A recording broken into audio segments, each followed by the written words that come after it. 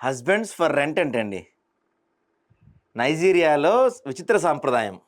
24 hours rent ఇస్తారంట. అదిగో 24 hours online service.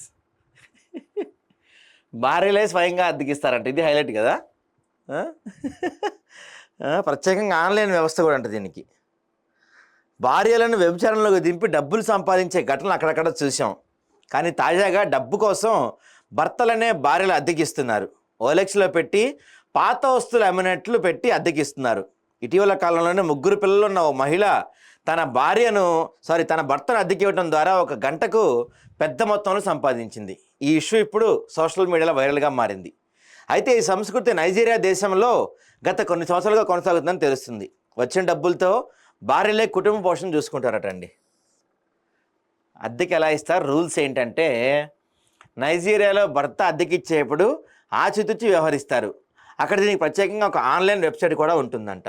అందులో తమ భర్తల ఫోటోలు అప్లోడ్ చేస్తారు. అయితే అందంగా ఉన్న వారికి ఎక్కువ ధర పలికే అవకాశం ఉంటుంది. ముఖ్యంగా ఎలాంటి అనారోగ్య సమస్యలు లేకుండా ఉన్న వ్యక్తికి ధర భారీగా పలుకుతుంది. హైటు, బరువు కూడా ప్రభావం చూపుతాయి. నైజీరియాలో ఇది ఆచారంగా వస్తుందంట. ఇండియాలో వస్తే మామూలుగా ఉండదుగా. ఇండియాలో వస్తే వ్యవస్థ ఆన్లైన్ స్తంభించిపోద్దేమో. తప్పు. మన దగ్గర అట్లాంటివి జరగవు. ఎందుకంటే మన దగ్గర కుటుంబ వ్యవస్థలు ఇలాంటివి బాగా నమ్ముతాం కాబట్టి మనం అట్లాంటివి చెయ్యం మనం.